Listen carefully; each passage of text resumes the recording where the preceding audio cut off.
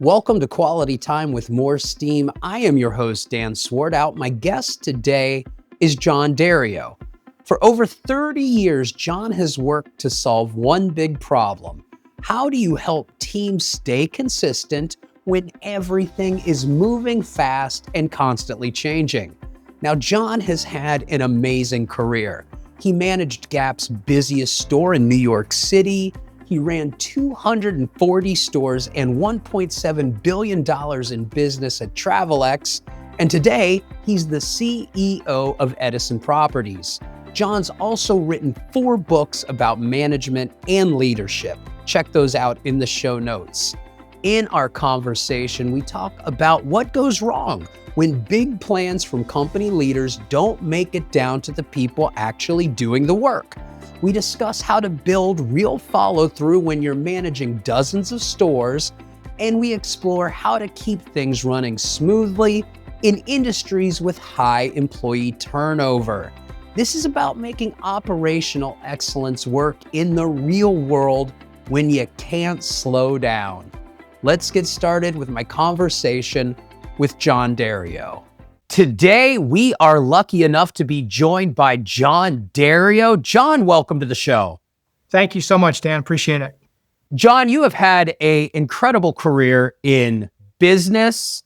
You've had an incredible career in management. You're an author.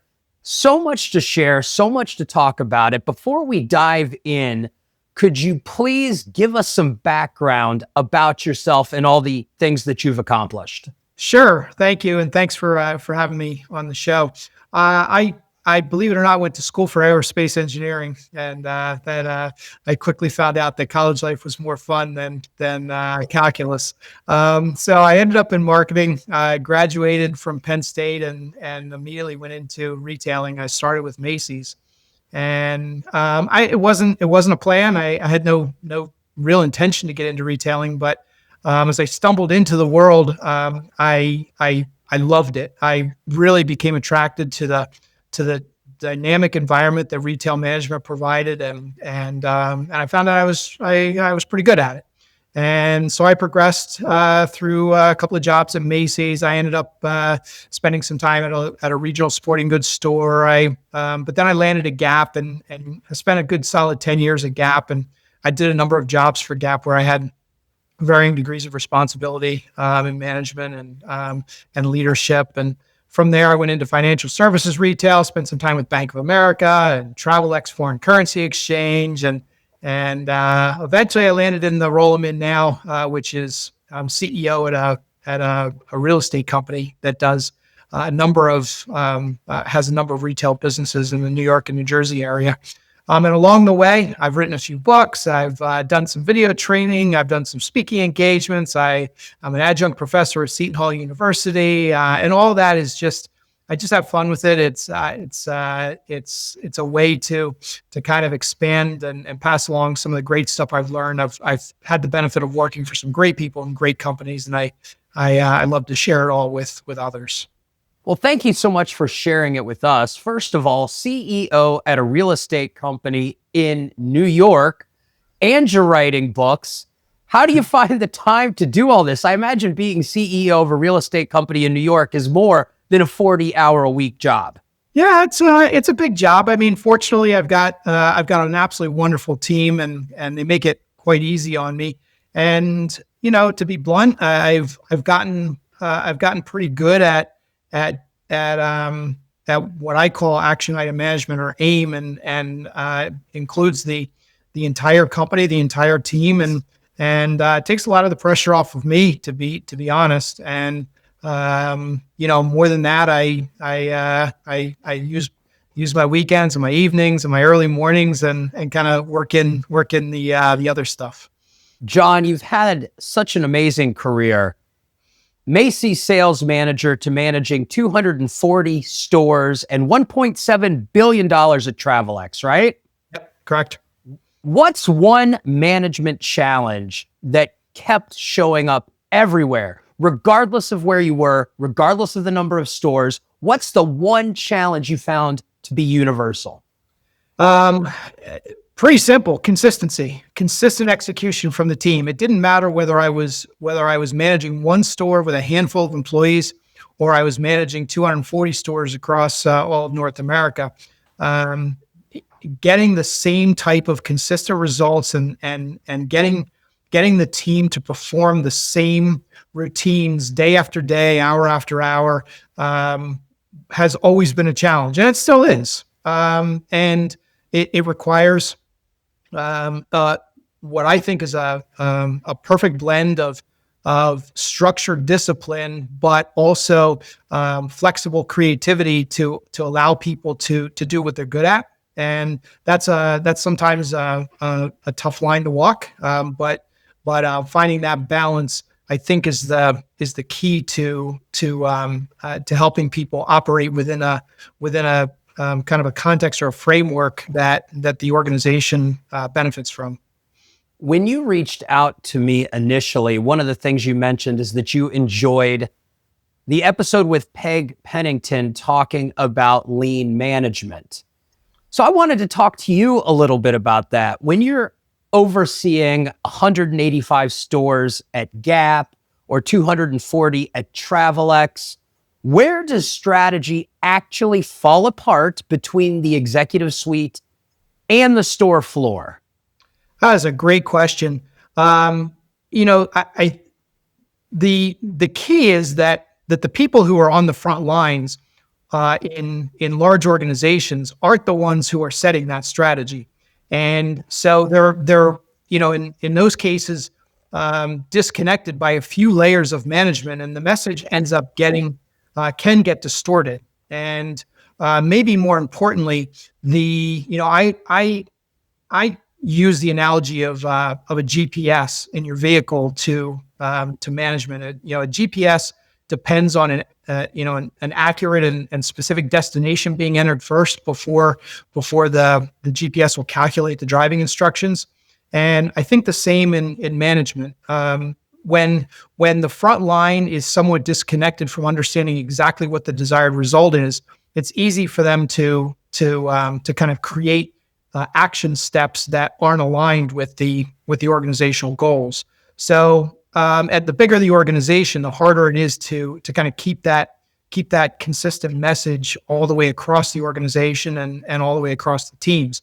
So I think from my experience, one of the important foundations is to make sure that everybody understands very clearly what the objective is, and that the objective is relevant to what they do. It's communicated in a way that is relevant to what they do on a daily basis, and they understand exactly what the priorities are, because they're faced with having to make decisions when priorities compete with each other every day.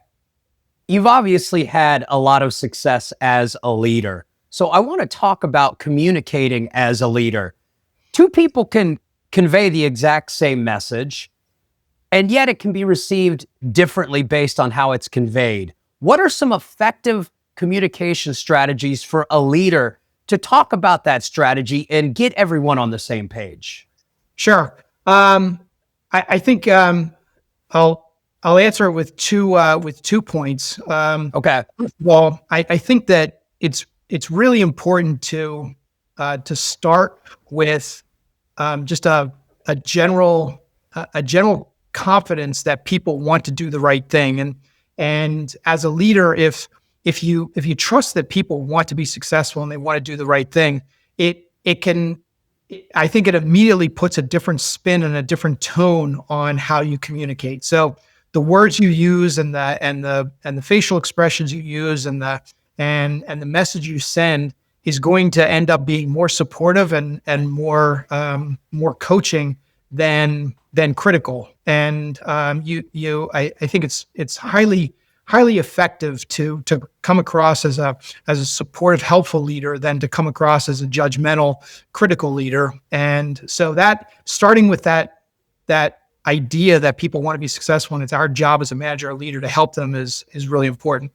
I think the second part is really about tailoring your message to the individual and being a great listener. In other words, it's too many managers and leaders, I think, are so intent on getting their message across that they miss the communication that's coming back to them, whether it's spoken or nonverbal.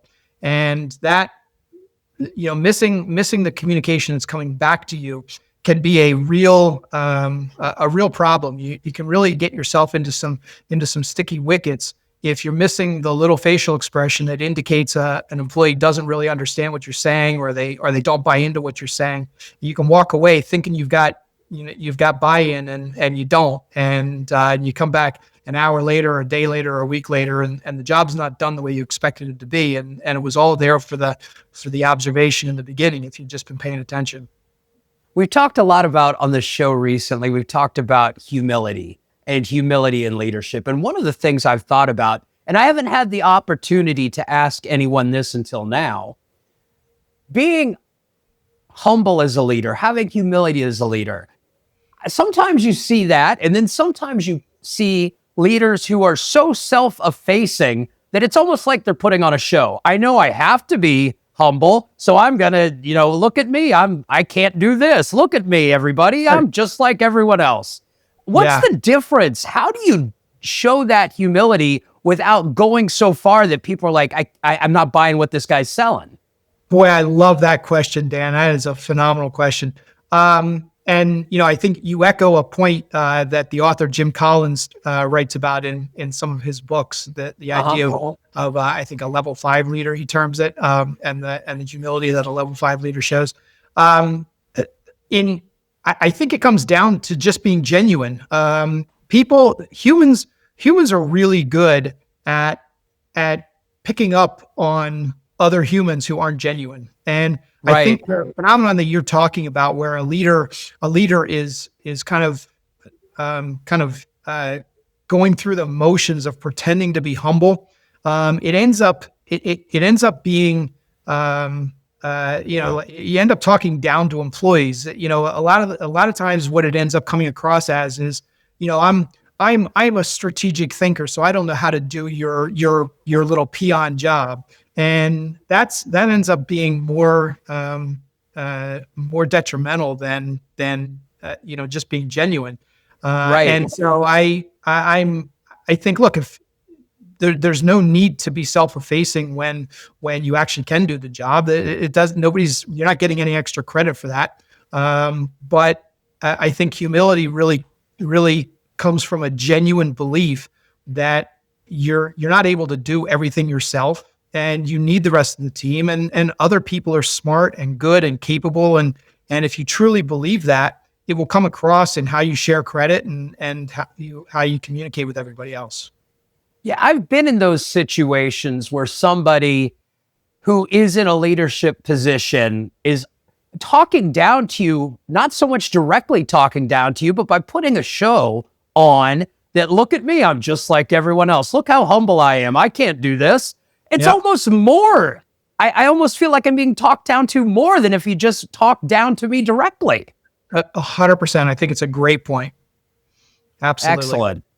Excellent. I want to talk about standard work. And obviously your career has been so varied, with so many different opportunities for leadership, so many different areas as far as number of locations, number of employees, amount of business done. How is it different, leader standard work? How is that different for a district manager overseeing, say, 41 stores versus like a store manager with a smaller team? How is that standard work different? Yeah, I think it's different from the standpoint of the level of involvement that you can take in the kind of the work lives of everybody you're dealing with, and perhaps in the breadth of stuff that you cover in your job. In other words, if the span of control is less, then your breadth of responsibility is probably more. Right. That said, the real core skills and the real core behaviors, I think are pretty similar. Whether you're leading 200 stores or a small team in one store, it seems to me like managers, if they're good at helping the team be focused and they're following up and getting involved in what people are doing, and they're providing feedback that is helpful and capable, then those are the three behaviors that apply no matter how big or small the team is. Daily huddles, weekly huddles. You're Yep. doing these, obviously. Yep. How do you do them effectively and have structure when you're in, say, a retail environment that is so fast paced and could change on the hour? Yeah. So again, I'll approach it from two angles. I think the first angle is that I like to try and separate the concepts of kind of task assignments and routines or standards. And there's particularly in a retail environment, there's certain routines or certain standards that are just part of the daily job. Helping customers is and the way that the organization teaches its frontline to help customers is a standard, and that shouldn't change from day to day. That's a priority that exists. Tasks that go beyond the daily routines are extra assignments, and I think being able to communicate the whether it's in the daily huddle or in weekly progress meetings or whatever, I think those are you have to be able to separate those two things so that the team understands where to draw the line and what their latitude for decision making is and prioritizing is in that regard. Secondly, I think that the further down the organization you can push responsibility for owning the agenda, the better off you are. In other words, as a manager, if the people who report to you own the agenda and they come and they're the ones leading the huddle, whether it's a daily huddle or a weekly progress meeting or even an annual performance review, they're then owning the work, and they're owning the conversation, the priorities, and granted, different employees are going to be at different, they're going to have different levels of ability to carry that conversation. And as the supervisor, you reserve the right to kind of weigh in and add things to the end and so on. But people learn when they own the agenda that they actually have to own the agenda. And not only is it a responsibility that they'll learn to take and get better at over time, but they'll appreciate the being treated like an adult, and they'll rise to the occasion. Jon, one of the things we talk about, and this is fascinating because with all of your experience, I feel like I'm tapping into some incredible knowledge right here. And thank you. You said you love to share, so I appreciate that. I'm going off script a little bit with some of the questions I had planned because of your vast experience and knowledge. One of the things we talk about a lot in continuous improvement, Jon, is we talk about giving people ownership. And you just mentioned that as far as the further down the organization, you can push ownership of the agenda. You want to give people ownership of decision-making, that they have the opportunity to try things, to experiment. Sometimes those things are going to work well. Sometimes those things are going to fail. Right. How do you deal as an effective leader with still giving somebody the permission to continue to try things, knowing that sometimes they will fail? How do you, as a leader, deal with that individual and talk to them when something they've done has failed? Yeah, another great question. First of all, I am a very strong believer in if you want your organization to deliver sustainable results over time, and you want people to be engaged, you have to give them a safe environment to operate within. And safe environment means it has to be safe for them to fail. It has to be safe for them to ask questions. It has to be safe for them to disagree. It has to be safe for them to make mistakes. Right. And so, and in order for that to be the case, as a leader, you have to start off by accepting that it's going to be the case and not blaming people. And again, I think it comes back to that core belief that people really want to be successful. If you believe that people want to be successful, when somebody makes a mistake and something doesn't work out, you can't blame them. You can't punish them for that. As a manager, you have to take accountability for it and help them get through it. I also think that, I'm an avid reader, and one of the books that hit me early in my career was a book called 1 Minute Manager Meets the Monkey. And it was the follow-up to the classic 1 Minute Manager. And I think the message in that book was the idea of pushing responsibility to lower parts of the organization, but making sure that there's a check-in system such that people are not left to kind of swim in the deep end unless they actually know how to swim. And so I believe we do have a responsibility, while we should let people try things and we should let people fail. We don't want to let people flounder.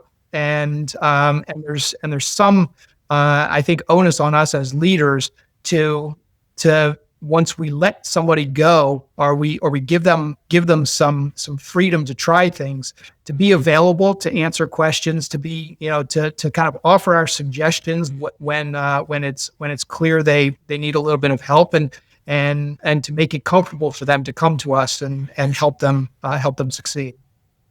Jon, I know I will eventually share some video clips of this episode. Right now, to all of the listeners, Jon has a Penn State basketball hoop in the background. He mentioned earlier going to Penn State. I have to ask, did you start on main campus or did you start at one of the branch campuses? I did start on main campus. Okay. I had a friend in high school who started in the Altoona branch. Sure. That's not too far away. Yeah, I spent a weekend with him in Altoona at the Altoona branch, and I went to Happy Valley for the Ohio State-Penn State game in both 1994 and 1995. Yep. Great area. Lots of fun at Penn State. You said it was a lot of fun. What are some of your number one college memories of going to Penn State? We've had a lot of Big Ten. Our most recent guest went to Michigan. Okay. Got his MBA at Michigan. A lot of Illinois, a lot of Ohio State. Penn State, I think this is a first. Tell me a little bit about it. Well, geez, before I got there with 45,000 students, I was given all the warnings that, you're just going to be a number. You're going to walk around campus. You're not going to know anybody. Nothing could be farther from the truth. Every time I walked to class, I was running into people I knew, and it felt like a real community. And despite the 45,000 people there, I got to, I happened to be at Penn State. My freshman year was Penn State's first national football championship. Against Georgia. Against Miami, I think it was. Okay. I could be, you know what? I'm mixing them up because I was there for 2 national championships. I might be mixing them up. In any event. They beat Miami and Vinny Testaverde in the 86 season. That was 86. That was my second one. You're right then. And then I believe when Herschel Walker was at Georgia, they beat Georgia in the Sugar Bowl to win a national championship. And there are some who would argue that in undefeated seasons where they didn't win a national championship, that they should have more, Jon. That is true. And that was a bone of contention with my dad for years before I got to Penn State. Oh, really? Yeah, it was. He thought that Penn State deserved some better recognition before I got there. In any event, the national championship in '82. Thank you for correcting me. You're right. Sugar Bowl, and that experience was absolutely phenomenal. It kind of ruined football for me, ever after, because it just doesn't get any better than your freshman year at a big school winning the national championship. That's fantastic. Love hearing about Penn State. My friend who went to Penn State absolutely loved his time there. And I have to say, when I was there to see Ohio State win. I was there to see Ohio State lose. And everyone was just nice as could be in victory and defeat. Just great fans. And that's only because you were not from the University of Pittsburgh at that time. Jon, you've written a lot about the manager's core purpose. Can you discuss that a little bit? Tell us a little bit about what that means to you.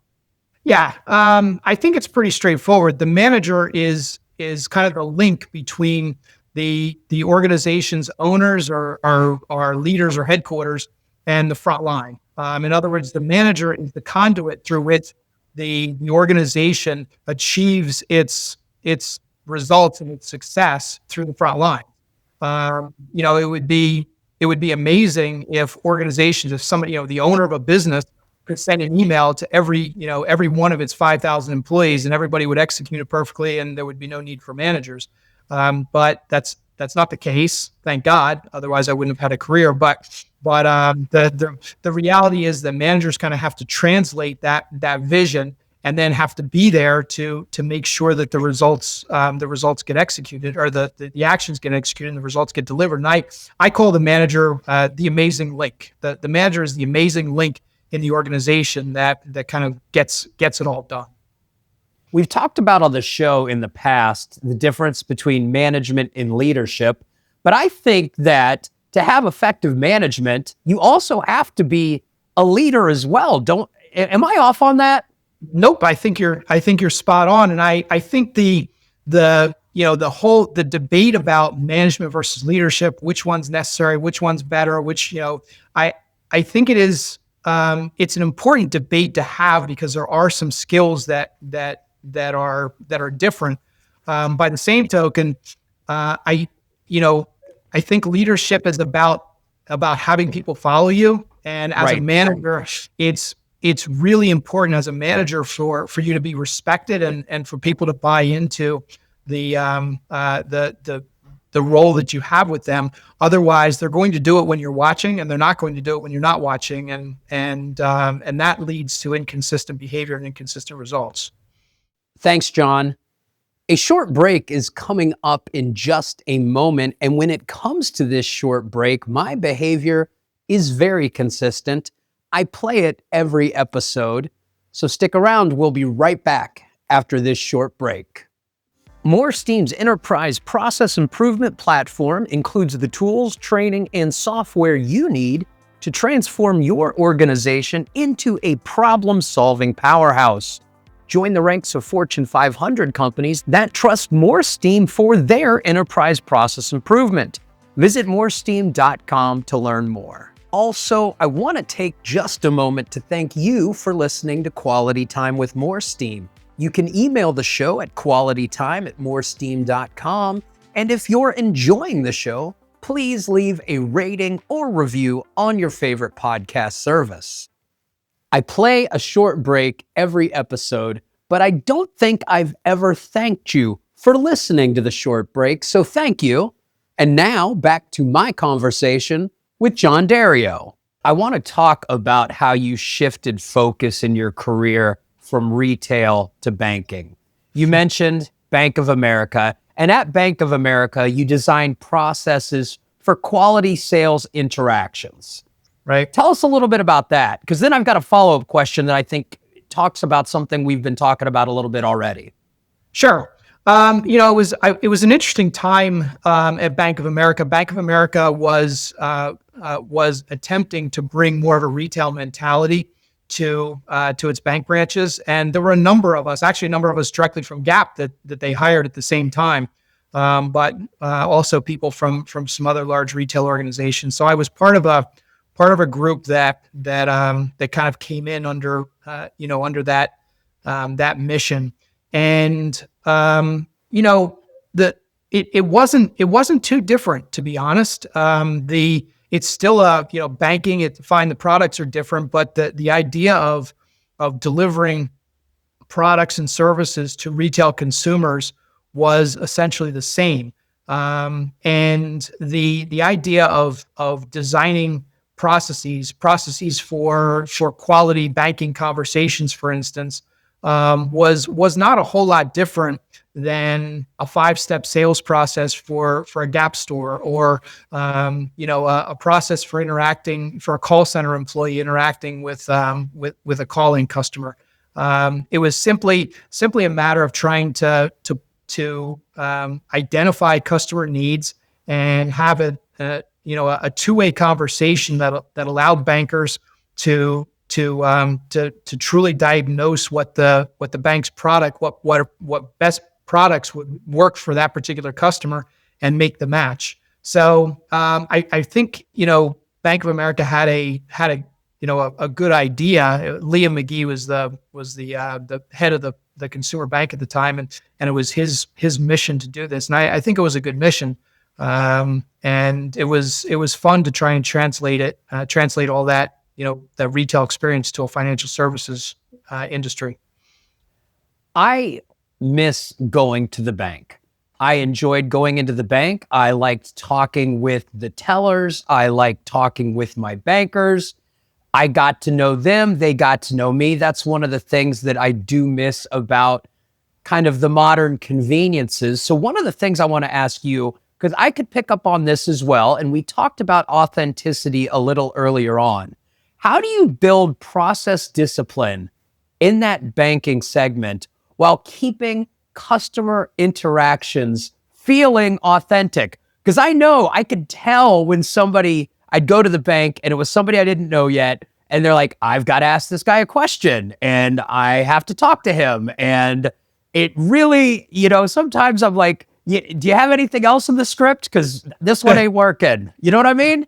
I know exactly what you mean. And I think there's maybe two tricks to this. First, as much as we script conversations or script checklists or sales processes, I believe we need to give freedom to individuals to say things in their own words.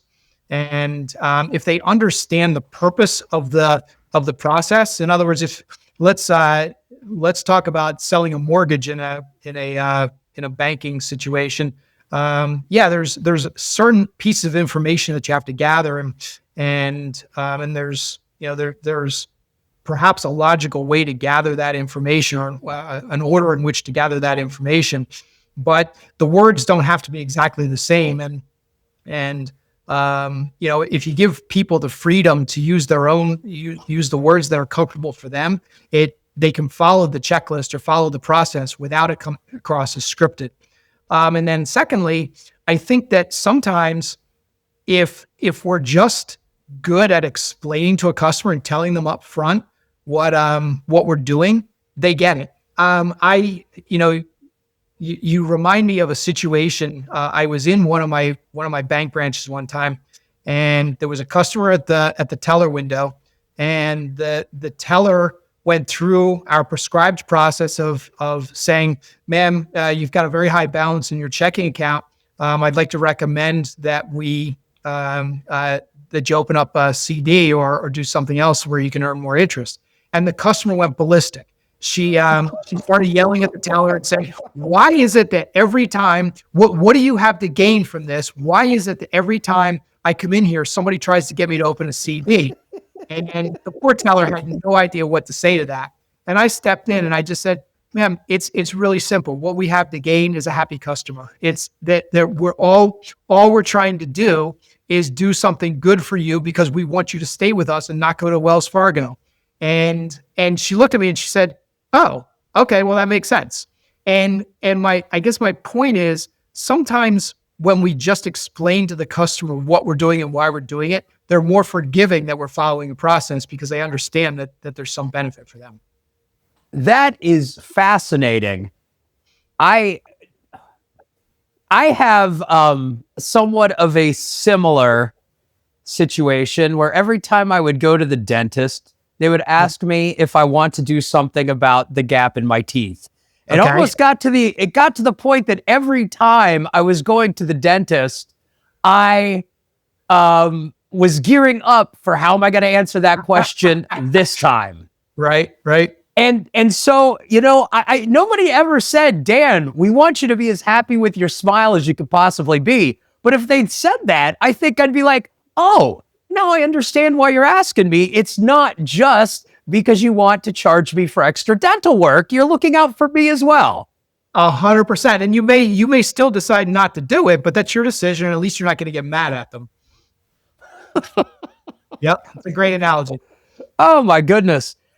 Sticking with banking and the transition from retail to banking, as you're trying to take kind of a retail approach to banking. Yep. What was the resistance like? Because I'm sure there are people at Bank of America who said, I've been here for a long time. We've always done it this way. You're introducing something new.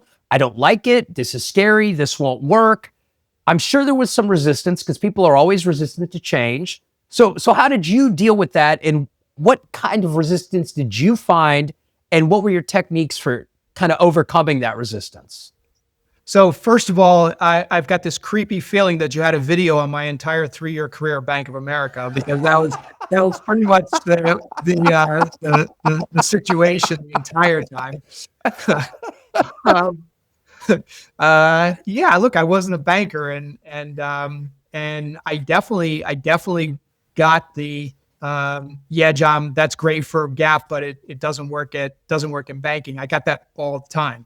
And I'll be honest. I mean, there were some things that I had to learn about what was different in the banking world, and there were certainly some things that didn't apply directly, and I learned along the way, and I had to be open. I had to be open to that, and my approach was always, oh, okay, well, tell me what's different here. What am I missing? And I wasn't asking, in a negative way. I was asking because I truly wanted to learn. I was genuinely interested. Okay, educate me. And, right. and I was open to learning, and I demonstrated that. When I didn't agree, I said, yeah, okay, I don't think that that's any different, and here's why. And I was able to have good debates with people, and I was successful in and I think achieving some really strong collaborative relationships with the majority of people that I worked with. It didn't work with everybody, and I did have some issues. I had some people that I had to move out, and I had some people that I didn't move out, but they never fully were on my team. But the majority of people, we were able to work it out, and we were able to get to a point where we leveraged each other's contributions, and it was really about I think me being at least open to learning all along. I would have to imagine that the situation is almost analogous to your situation with the customer. You're coming in, you're implementing a new process, new system. If you sit and explain to these individuals why you're doing this, just like you explain to the customer why you're offering the CD, I bet that helped improve their buy-in to a degree. Is that right? No doubt about it. Most people are reasonable. Most people have good intentions. And if they truly understand what you're trying to do, and they may disagree with motives, or they may disagree with some of the details, but people are generally going to try and be cooperative. People don't often like to fight and resist. But people often misunderstand each other. And if you take as much accountability for the misunderstanding and as much accountability for the communication as you're putting on the other person, it's at least a good start to finding a win-win. Going back to your time at Old Navy, you hit number one in rankings in sales, volume, customer conversion, big success. What were you doing differently at Old Navy? And how did you get successful practices to spread across all the stores that you eventually came to manage? Yeah, Old Navy was a challenging environment because it was at a time when the brand was still growing and still picking up steam, and at the same time the resources were being challenged because the cost structure of the business was needed to be scaled down a bit, and so the stores were getting busier, but payroll expense in particular was being ratcheted down, and so managers were under a significant amount of pressure to juggle priorities. And the thing that I think was most important to my success at Old Navy was the ability to kind of prioritize what was most important to the Old Navy business, to the things that really drove the business. And the Old Navy business was populated with a lot of people that had come from the Gap brand, where customer service and pretty displays and so on were quite important. In the Old Navy world, those things weren't nearly as important as making sure that you had every single size of every single color of every single item represented and easy to find. And the signs were clear for customers to understand what the prices were and so on. And so by kind of redefining what was real, what really were the levers that made the difference in the business metrics, and helping the team focus the energy and the limited resources on those priorities first. I think that was the primary the primary reason we began to pull away from the group. You were at Old Navy at a time, I believe we talked about this on our pre-interview phone call, when their advertising throughout the country was incredibly iconic. And I think I told you on the pre-interview phone call, I can still sing a quarter century later, the Old Navy Performance Fleece jingle that was everywhere. And it was a real quirky and cool advertising. What was it like working there when you had this real quirky, cool advertising presence that tons of people were talking about? It was really a store that was on the forefront of people's minds, people talking about it. So what was that like working there when you're almost like a retail celebrity almost? Yeah, it was a proud time to be with the company. It felt great. I mean, we were, between Old Navy and Gap and so on. I mean, they were doing Saturday Night Live skits about us, and pop culture icons were wearing Old Navy and Gap stuff on the red carpet, and giving shout outs to the brands. And it really was a time when it felt good to be part of that. It felt, the company was filled with people who really knew what they were doing. The people who worked in the stores were really good. The people who worked in headquarters were really good. The people who were leading the company were really good. And it was just a great time. We all felt proud to be part of it. And I actually just within the last 2 years have attended a couple of different reunions from those old Gap Inc. days. With people who were at Old Navy and Gap, and so it's still kind of a fellowship of people from late 80s, early 90s, mid 90s that still get together and still kind of cling to how great it felt to be part of that.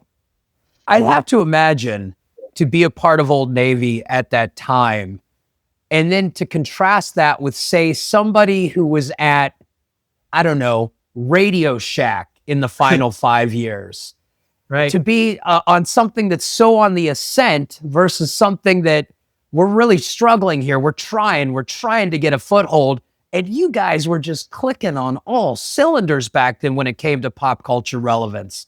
It would just be a fascinating story to get you together with somebody who was maybe, they were at Atari in 1983 or something. You know what I mean? Yeah. Well, I've been on the other side of it as well. I ran stores.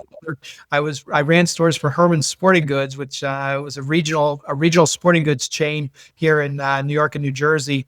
And I was with them when they went into bankruptcy. And and it was the opposite. It was the opposite story. You end up in an environment where you're really struggling for struggling to be able to order a pencil for your office, and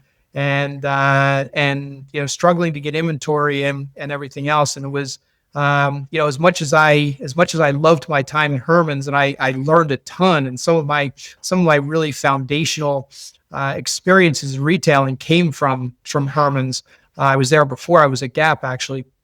If it was quite different from a get up and go to work perspective. I get up and go to work at Old Navy, and I knew it was going to be hard because the business was challenging and the expectations were high and everything else. But I was totally jazzed to do it because it just felt great to be part of it. Getting up and going to work at Herman's, at least at the end, was quite a bit tougher because you knew it wasn't going anywhere good. Right.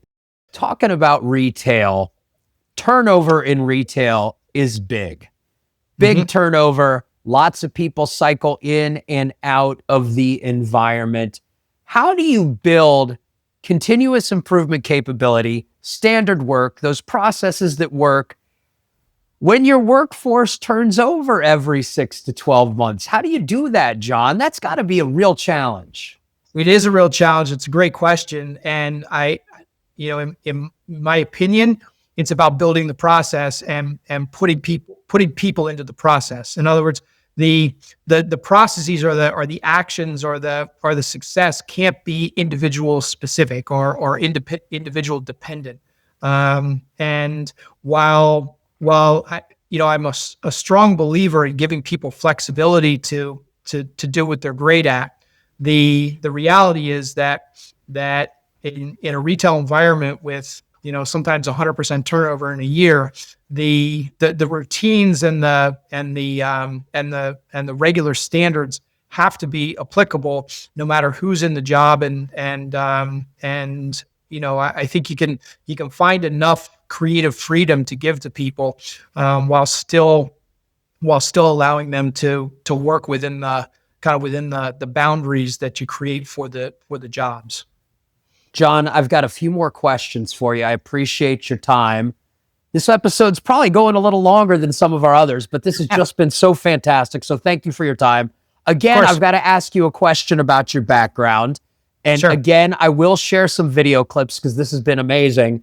Who's playing guitar in that picture above the Penn State basketball hoop? That's Tom Petty, and that picture is a pen drawing from my son Jake. No kidding. Nope. He knows that Tom Petty is one of my favorite all-time artists, and he drew that for me. It is a fantastic likeness. I can't tell exactly who it is because it's so far off in the distance. Yep. But even off of the distance, I knew that was a rock and roll star playing guitar. 100%. That's right. What's your favorite Tom Petty song?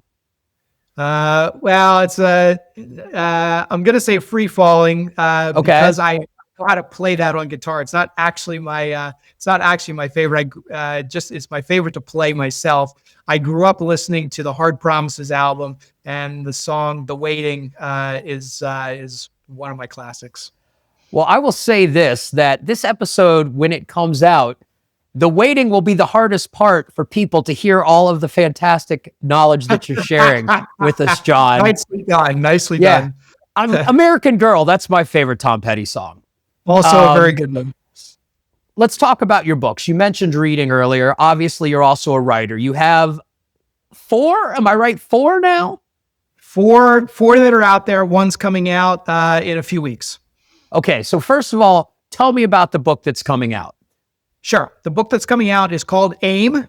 The subtitle is How Managers Get Radically Reliable Results. And this book is all about action item management. It's about how to create a foundational culture that prepares the organization for a culture of action item management. And it's about how to select the right actions that align with the organization's goals. And it's about the behaviors that managers should really embody in order to help the team execute on those actions.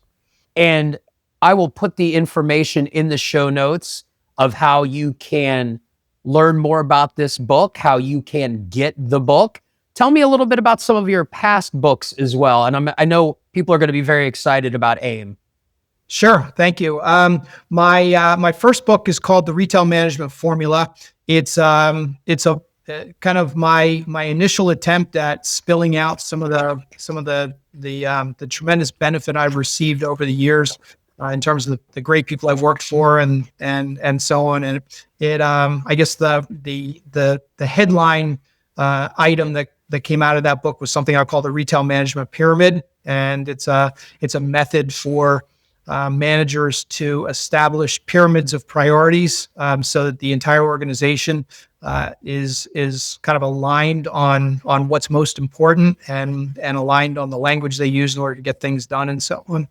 I also have a book called The Retail Leadership Profile, which is all about hiring and developing top talent in retail environments. The concepts certainly apply to any business, but it's geared towards retail environments.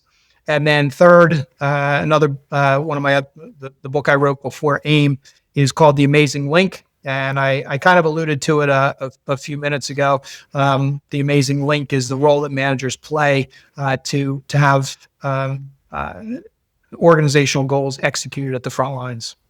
I will have information about all of these books in the show notes. Thank you so much, Jon.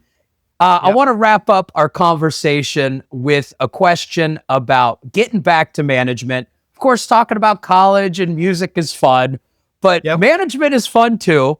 What's one management practice you wish you'd started earlier? Something you learned along the way, the journey of your career, that if you said, man, if I had started doing that day one, it would have made such a difference.